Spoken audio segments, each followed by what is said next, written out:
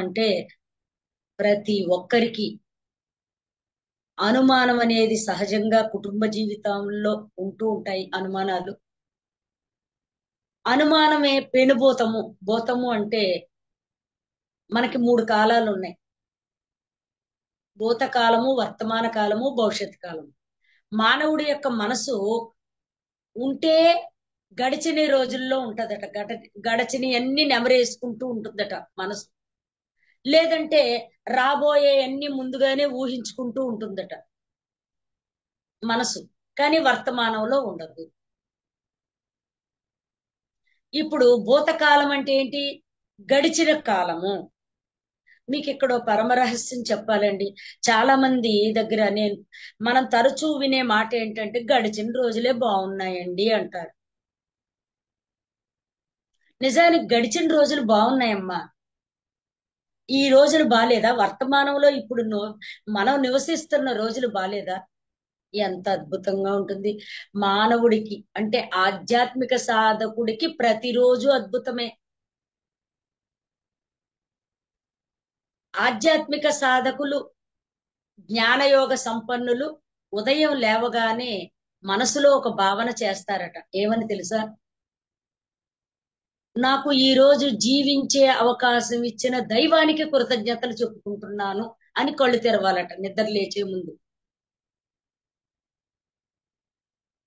నిజానికి మెలకువ రాలేదు అనుకోండి, నిద్రలోనే మరణించారనుకోండి, జీవితం ఏమైపోయింది? అంతమైపోయింది అక్కడ. కానీ అలా కాకుండా ఉదయం లేవగానే ఓహో, ఈ రోజు ఒక నూతన అధ్యాయము, ఈ రోజు ఒక దినము గడపడానికి నేను ఉదయం లేచాను. ఇది ఎంత అద్భుతమైన వాక్యం! ఇది మనసులో ప్రతి ఒక్కరూ అనుకోవాలి. నాకు మరొక రోజు జీవించడానికి అవకాశం ఇచ్చిన భగవంతుడికి ధన్యవాదాలని చెప్పుకోవాలి ఉదయం లేచేటప్పుడు. అంటే మనం దిన ఒక రోజు ప్రణాళిక ప్రారంభించే ముందు మనసులో ఇలాంటి భావనతో చెయ్యాలట. కానీ మామూలుగా ప్రాపంచిక మానవులకు అసలు ఇలాంటి భావాలు ఉండవు. చాలా మంది 100కి 50-60% మానవులు ఎలా ఉన్నారు అంటే గడిచిన రోజులే బాగున్నాయి, గడిచిన రోజులే బాగున్నాయని పద్దాక అనుకుంటూ ఉంటారు. అలా అనుకోకూడదని. అలా అనుకుంటే శక్తిహీనులు అవుతారట, శక్తివంతులు కాలేరు. ఎందుకంటే మన వాస్తవానికి మనమే సృష్టికర్తము. మన భావన ఎలా ఉంటుందే మన జీవితం కూడా అలాగే ఉంటుంది. మన జీవితాన్ని మనమే నిర్ణయించుకుంటున్నాము మనకి తెలియకుండానే. ఇప్పుడు గడిచిన కాలమే బాగుంది అంటే అర్థం ఏంటి?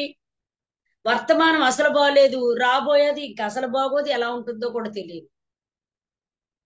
అంటే ఇదంతా నువ్వే క్రియేట్ చేసేసుకుంటున్నావు. యద్భావం తద్భవతి కాన్సెప్ట్. అలా ఉండకూడదు అని చెప్తున్నారు ఆధ్యాత్మిక జీవితంలో.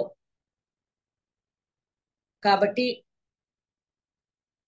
మానము అంటే వివిధ అంగములతో కూడిన శరీరము. ఎన్నో అంగాలు ఉన్నాయి ఈ శరీరములో. అంగము కాని అంగం ఒకటి ఉంది, అది మనసు. మనసు అంగము కాదు, కానీ శరీరాన్ని ఆశ్రయించుకుని ఉంటుంది. అందుకే ఇక్కడ ఏం చెప్పారు? అనుమానం పెనుభూతం అన్నారు. ప్రతి మానవుడు 3 స్థితులను అనుభవిస్తాడు. భూత, వర్తమాన, భవిష్యత్తు. 3 కాలాలు. భూతకాలము శక్తిహీనము, గుర్తుపెట్టుకోవాలి.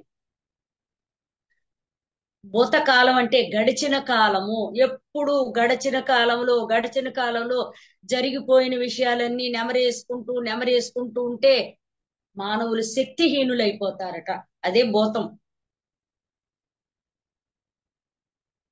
శక్తిహీనమైపోతుందట.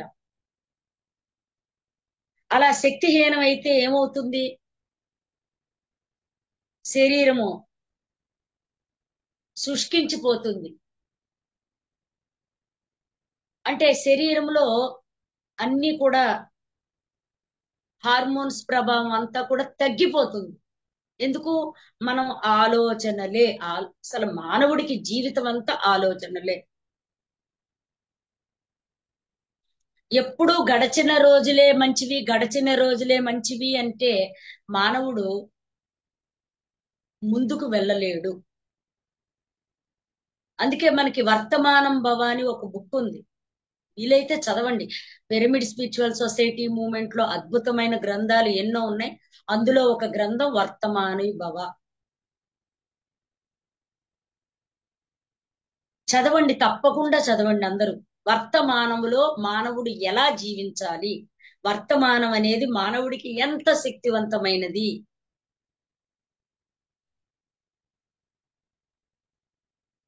కాబట్టి అణు అంటే ఆకాశము, మానము అంటే దేహము. ఈ దేహం ఎక్కడి నుంచి వచ్చింది? ఆకాశం నుంచి వచ్చింది. ఎలా వచ్చింది? ఆత్మగా వచ్చింది. ఆత్మగా ఎలా వచ్చింది? ఆహారంలోకి ప్రవేశించింది. ఆహారం ఎలా వచ్చింది? తల్లి గర్భంలోకి వెళ్ళింది, వీర్యముగా మారింది, తండ్రి యొక్క వీర్యముగా మారింది. ఈ శుక్ల శోణితాలు రెండు కలిసి దేహం ఏర్పడింది. దేహము శక్తివంతముగా ఉండాలి అంటే జ్ఞానం కావాలి. జ్ఞానమే శక్తి. పెను అంటే గొప్పదైన, పెను అంటే ఎక్కువగా, పెను ప్రమాదము అంటారు. పెను ప్రమాదం అంటే తీవ్రమైన ప్రమాదం, పెద్ద ప్రమాదం. పెను అంటే పెద్ద. పెనుగాలులు అంటారు, పెనుగాలులు వీస్తున్నాయి అంటారు. పెనుగాలులు అంటే పెద్ద పెద్ద గాలులు. కాబట్టి పెను అంటే పెద్దది లేదా గొప్పది. భూతము, మీరు ఇక్కడ ఒక పరమ రహస్యాన్ని తెలుసుకోవాలి. భూతములు అంటే జీవులు. భూతములు అంటే జీవులు. వేటిని భూతములు అంటారు? సమస్తము, సమస్త జీవులు భూతములే. అందుకని ఈ సమస్త జీవులను తనలోకి లయం చేసుకునే వ్యక్తిని భూతనాథుడు అంటారు. నిజానికి భూతం అనేది భయంతో కూడిన మాట అనుకుంటారు చాలా మంది. కాదు, గడచిన కాలము భూతకాలము అంటే.